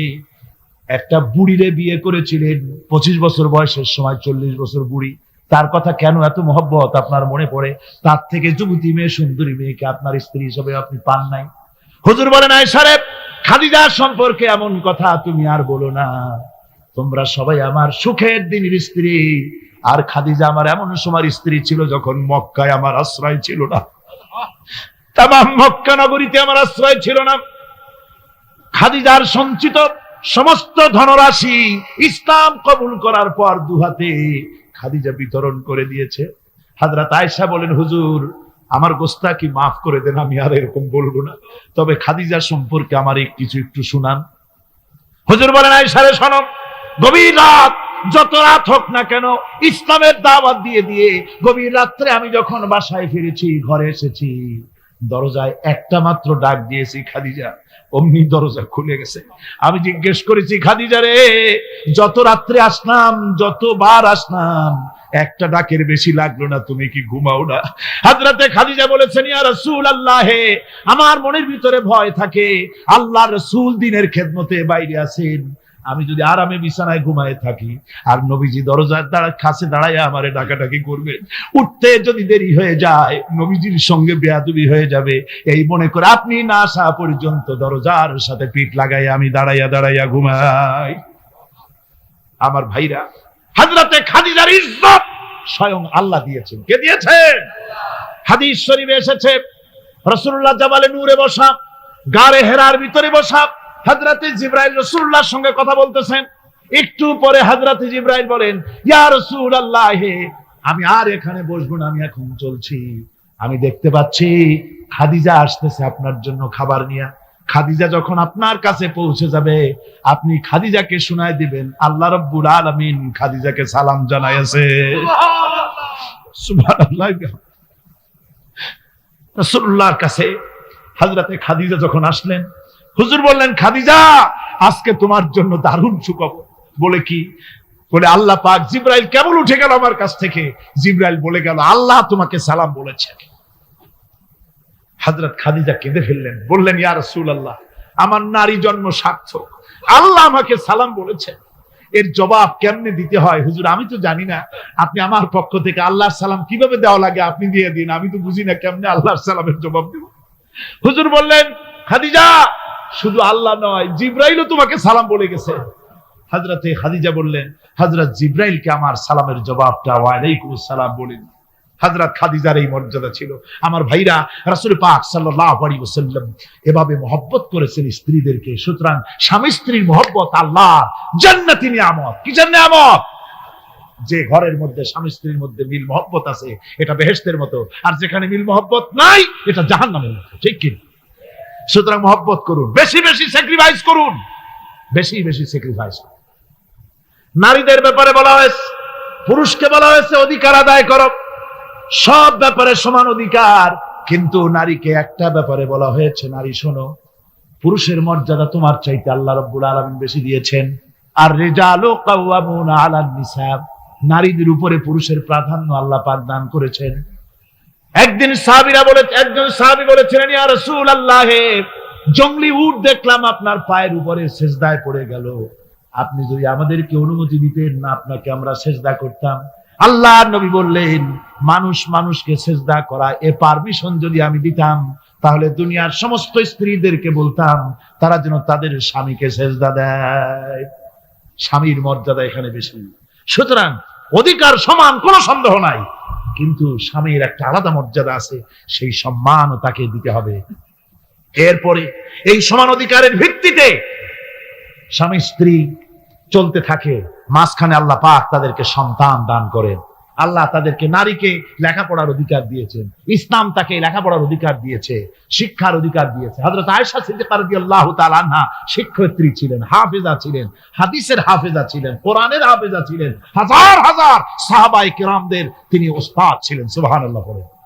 নারীদের ব্যাপারে অধিকাংশ মাসালা হযরত আয়েশা সিদ্দিকা রাদিয়াল্লাহু তাআলা আনহার অবদান।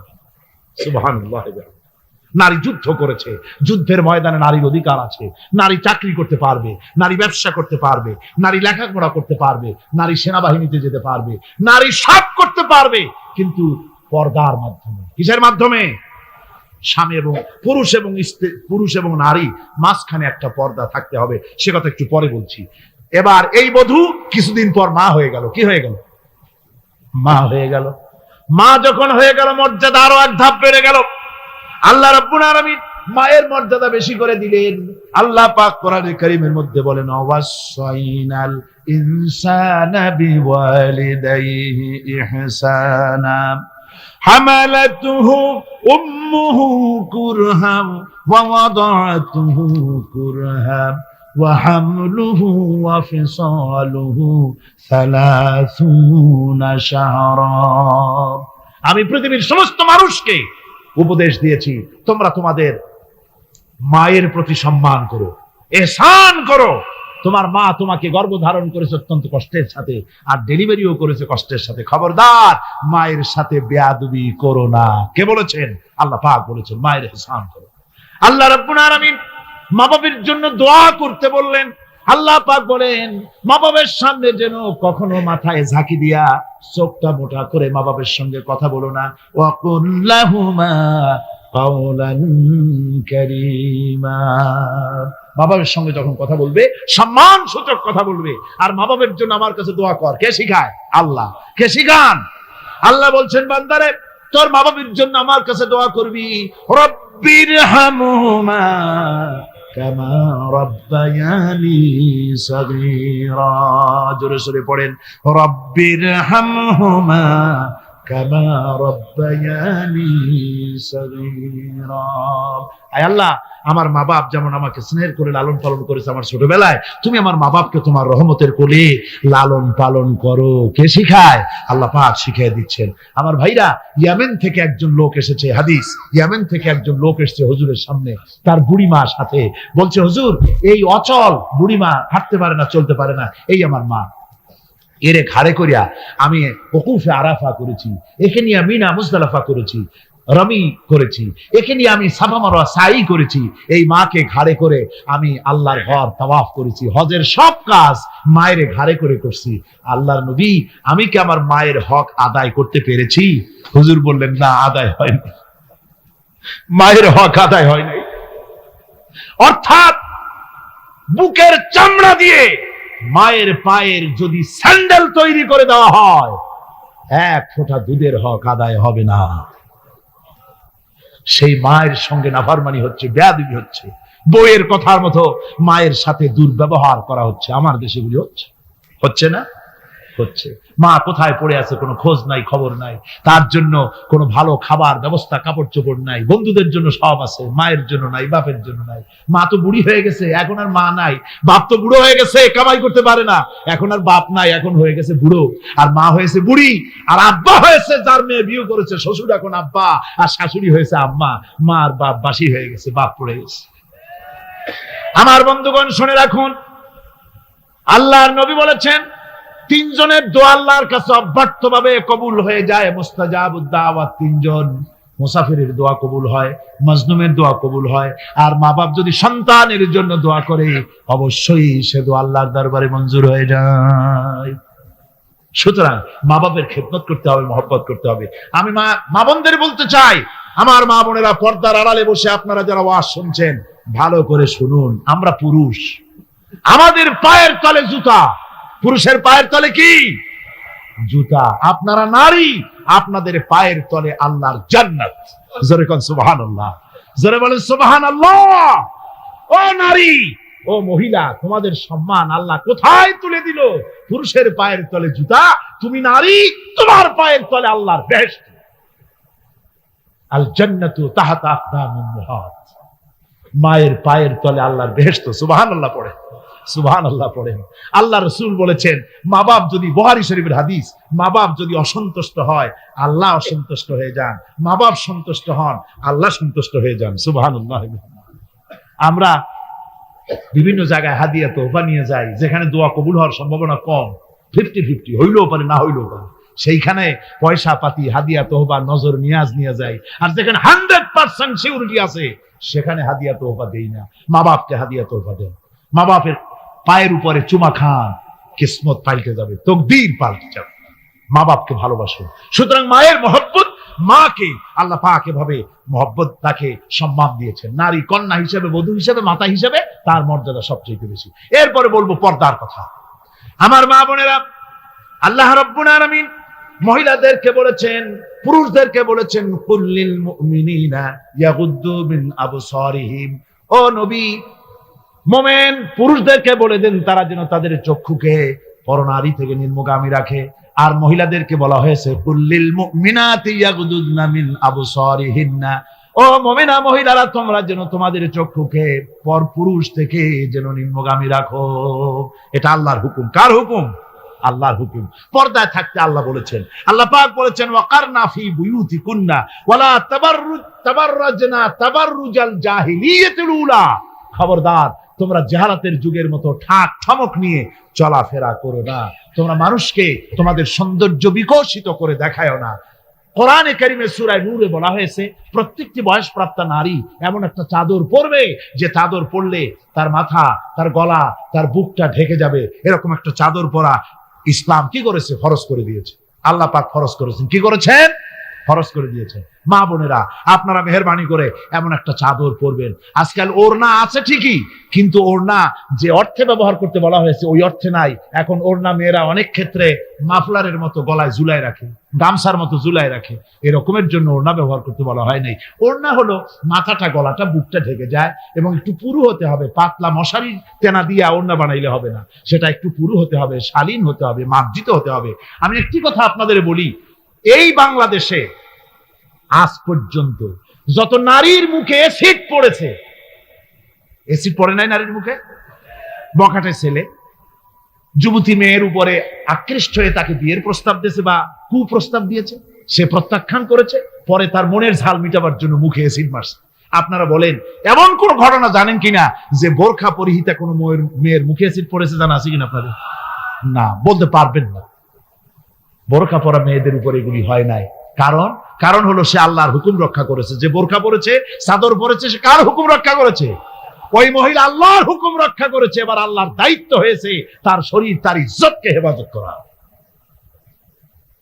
মেয়েরা যদি ঠোঁটে রং লাগাইয়া, মাথার চুল খোলা রেখে রাস্তায় ঘোরে, রিকশাওয়ালা পর্যন্ত ডাকে ভাবি সাহেবা, দোকানে গেলে দোকানদার কয় আপা, আর যদি বোরখা পরা থাকে যে দেখে সেই কয় খালাম্মা, চাচি আম্মা, সম্মান করে কথা বলে। ঠিক কিনা কর? সুতরাং আমার মা বোনেরা, আপনাদের সম্মান আপনারা বজায় রাখুন, আপনার মেয়েদের মর্যাদা আপনারা বাড়ান। আপনারা হচ্ছেন হযরতে খাদিজার উত্তরসূরি, সুমাইয়ার উত্তরসূরি, হযরতে খাওলার উত্তরসূরি, হযরতে আয়েশার উত্তরসূরি। এই বাংলার জমিনে আপনাদেরকে জিহাদের ময়দানে আসতে হবে ইনশাআল্লাহ। সবাই বলেন ইনশাআল্লাহ। পুরুষের পাশাপাশি বাংলাদেশেও মহিলারা বোরখা পরিহিতা হয়ে আল্লাহর দ্বীন কায়েমের জন্য যদি প্রয়োজন হয়, হাজার হাজার মহিলা রাস্তায় মিছিলে বের হবে ইনশাআল্লাহ। সময় আসতেছে, তরুণ, যুবক, মা বোন সবাইকে এই জিহাদে অংশগ্রহণ করতে হবে। এখন আমি মা বোনদেরকে কয়েকটা দায়িত্ব দিচ্ছি। শুধু ওয়াজ শুনলে তো হবে না, কিছু দায়িত্ব পালন করতে হবে। সে দায়িত্বটা হচ্ছে এই যে আপনারা আপনাদের সংসারটাকে ইসলামের দুর্গ বানান। সমাজে তো ইসলাম সব জায়গায় নাই, আপনার ঘরটাকে ইসলামের দুর্গ বানান। স্বামী স্ত্রীর আচরণে চলাফেরায় যেন সন্তানরা তৈরি হতে পারে, 1 নম্বর কথা। 2 নম্বরের কথা, সন্তানদেরকে ভালো নাম রাখুন। আজকাল কিন্তু ভালো নাম লুপ্ত হয়ে গেছে। এখন বাংলা নাম বেশি পছন্দ হচ্ছে, আরবি নাম বাদ। এখন বাংলা নাম কি? বাংলা নাম হচ্ছে আকাশ হোসেন, বাতাস আলী, তারপরে সাগর খাতুন, সৈকত বেগম ইত্যাদি, বিপুল, এই সব নাম হয়েছে এই বাংলা নাম। এর কোনো অর্থ নাই। বাংলা নাম আপনার সন্তানদেরকে রাখবেন না। মুসলমানরা নাম রাখবে আরবি নাম। কি নাম? আরবি নাম এবং অর্থবহ নাম। আলেমদের কাছে জিজ্ঞেস করে নাম রাখবেন। আরবি আন্দাজে রাখেন না। একজনে তার মেয়ের নাম রাখছে, শুনলাম মেয়ের নাম রাখছে তুকাজ্জেবান। হ্যাঁ, তাই বললাম ভাই তুকাজ্জেবান নাম রাখলেন কেন? কয় যে কোরআন শরীফে দেখলাম তুকাজ্জেবান রে আল্লাহ খুব ভালোবাসে, সূরা আর রহমানে 33 বার এই নামটা আল্লাহ দিয়েছে, সেই জন্য মহব্বত করে তুকাজ্জেবান নাম রাখছি। দেখেন কথা। কুয়েতে একবার এয়ারপোর্টে নাম নিয়ে খুব হাসাহাসি হলো। পাসপোর্টে বাংলাদেশিদের নাম, একজনের নাম হচ্ছে জামাল মিয়া আর বাপের নাম তরিক মিয়া। পুলিশেরা হাসতেছে, লোকেরা জিজ্ঞেস করলো কি ব্যাপার।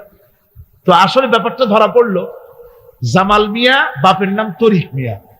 তো জামাল হচ্ছে উট আর মিয়া মানে 100।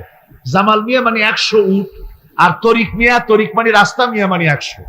100 রাস্তার ছেলে, 100 উট। তো নাম আন্দাজে আরবি হলেই তো রাখা যাবে না, একটু জিজ্ঞেস করতে হবে আলেমদের কাছে যে একটা আমার ছেলে হয়েছে, মেয়ে হয়েছে, একটা ভালো নাম রেখে দেবে।